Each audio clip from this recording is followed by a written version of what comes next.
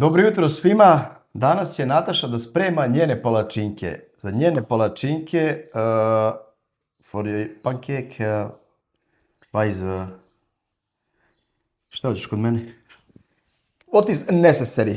Wat is necessary? Vlaams. Vlaams. Dus ik ga boekweit maken. Ik heb daarvoor 500 gram boekweitmeel, een liter melk en 3 eieren. En dan als bijgerecht gaan we nog spek bakken en natuurlijk nog de siroop erbovenop doen. Hè? Ja. Nataša će praviti njene palačinke. U Limburgu se prave palačinke od heljinog brašna.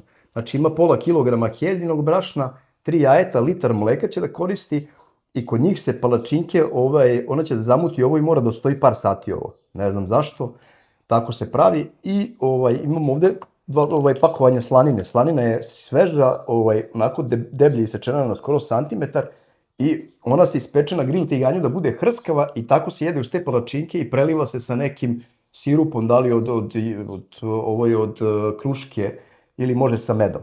Znači ona sad ide to da sve da zamuti, a ja idem s Draganom iza kamere da posmatramo sve ovo. Okay. Zo, voilà, dus ik ga gewoon de bloem in een kom doen. Dit is gewoon een halve kilo in het bakje, dus dat gaan we volledig gebruiken.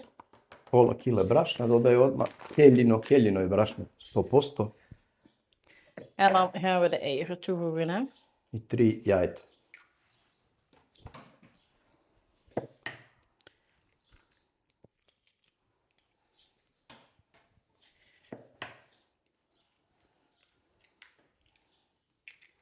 Zo, en dan gaan we dit al wat mixen. Sommige mensen doen er ook nog wat extra witte bloem bij, gist, maar dat is zo hoe dat jij het wilt eigenlijk, hè? Also white flour en yeast. Ja. Ej, mali, neko dodaje, kako se kaže, kvasac i... Šta je, Dragane? Je li sine? En dan gaan we dit melk beetje bij beetje toevoegen.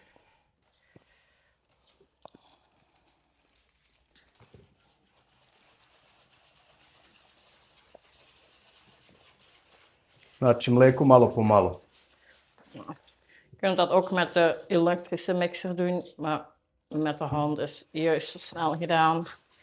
En dan werk je nog een beetje aan de armspieren. Da, neko muti sa mikserom, vi možete s mikserom, možete ovako ručno ko ona.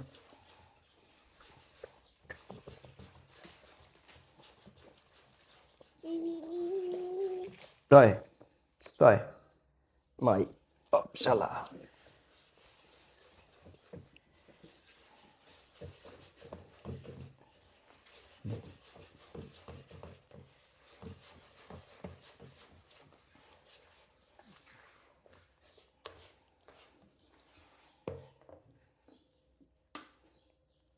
Niet de hele liter toevoegen, eigenlijk. Alles? Je moet een beetje kijken hoe dat die bloemen, die eieren en die melk zijn. Ik denk niet dat ik de hele liter melk ga toevoegen. Oké.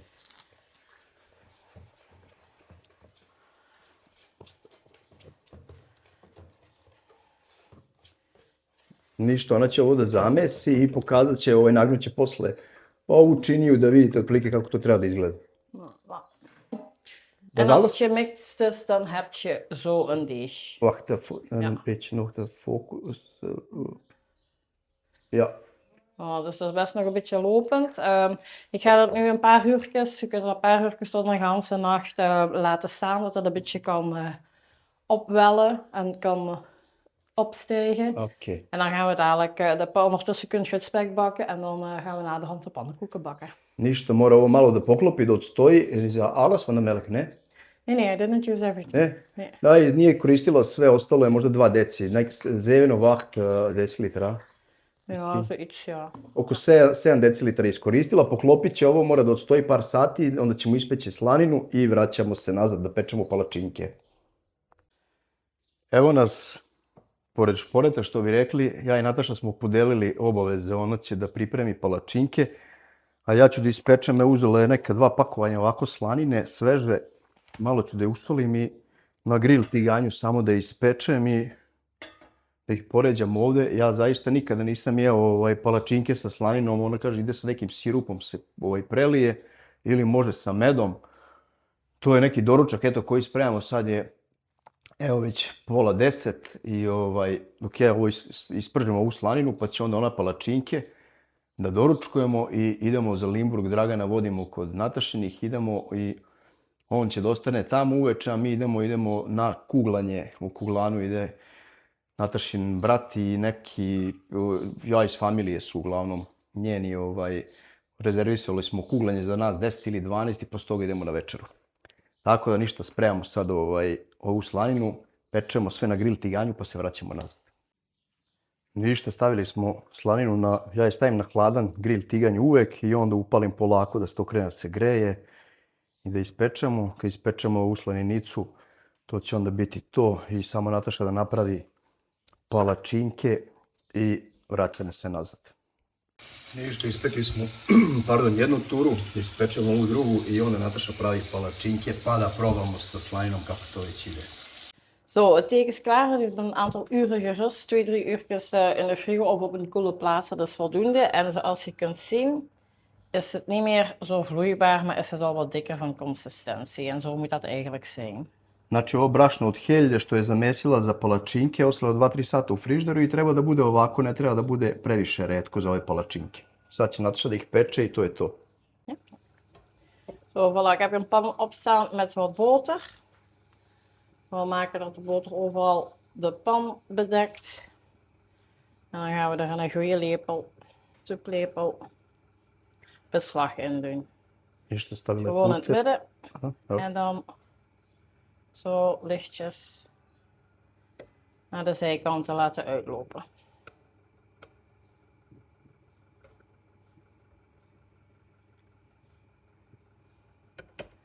Tako, stavila je putera i ništa, u sredinu i sa sredine da razlijete i to je to. Voilà, zoals de bovenkant eigenlijk niet meer nat is, zal ik maar zeggen, kun je hem omdraaien.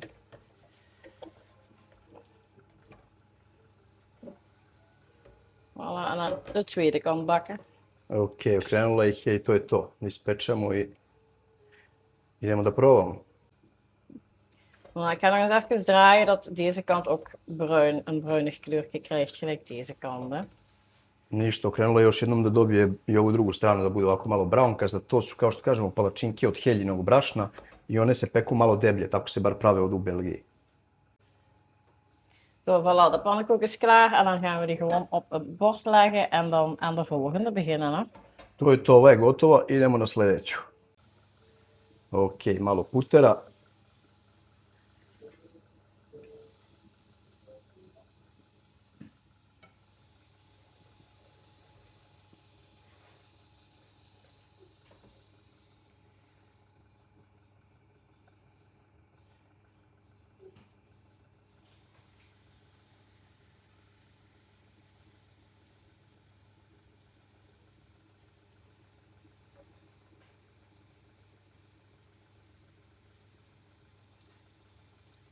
To je to.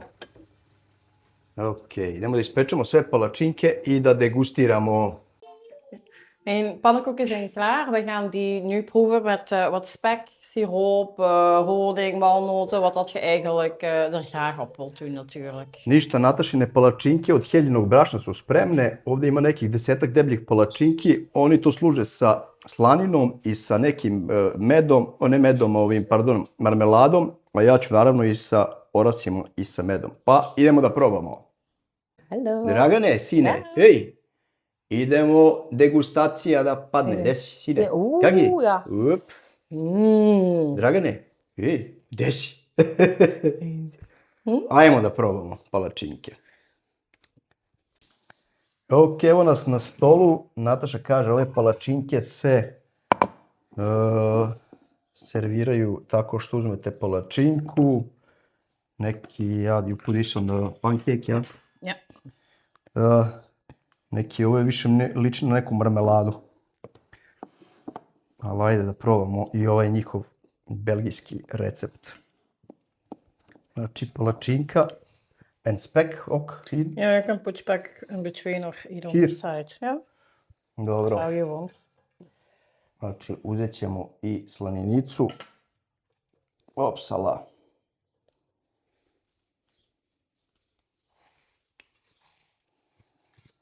stavim jednu slaninicu, ona kaže ovako, oni stave, presaviju, close like this, a?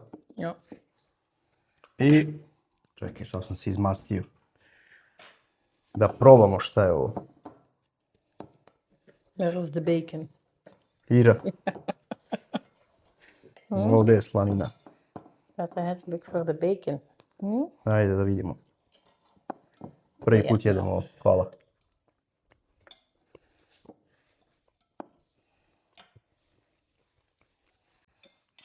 Znači, stavili smo u palačinku tu marmeladu i ovdje slaninicu ovu pečenu. Mogu vam reći da je dobra kombinacija. Ali stvarno.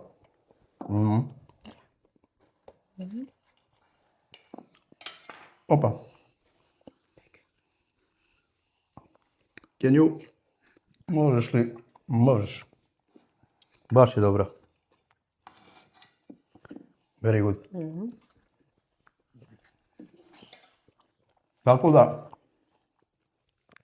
probali smo i ove heljine palačinke. Znači od heljinog brašna, piše na pakovanju, može se stavi u kombinaciji sa drugim brašnom, ali ona je koristila 100% heljinu. Znači, meni se sviđa. Idemo sada doručkujemo, da se spremamo i idemo u Limburg kod Natašinih mame i tate. Dragan ostaje tamo, a mi idemo na kuglanje, bowling i na neku večeru sa Natašinom familijom i onda se vraćamo kod njenih u Limburg i spavat ćemo tamo. Nije loše. A za kraj Daliborova kombinacija. Kijk, goed. Idemo za kraj moja kombinacija. Opa.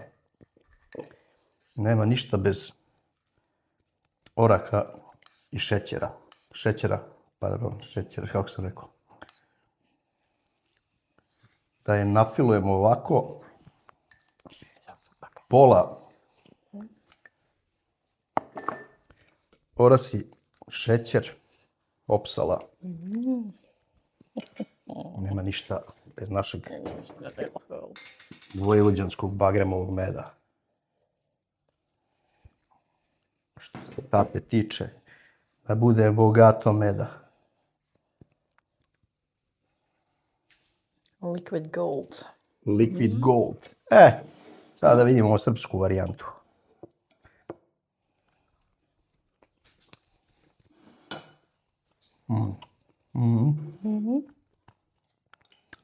Znate što? Ovo je top kombinacija. Heljina palačinka, orasi i med. Really good together, ja. Mooi.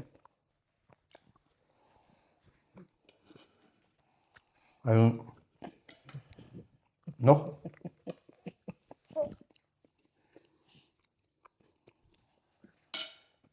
Ljudi, bile su to naše palačinke od heljinog brašna u kombinaciji sa marmeladom i pečenom slaninom. I ovo naravno druga varijanta da se zasladim, ono prava naša, orasi, šećer i prelivene medom. Znači za mene je ovo bilo super. Vidimo se neki drugi put. Ćao i doviđenja. Ciao. Kaži ćao. Ja, maar- Ciao. Ciao, ciao. Ćao ljudi.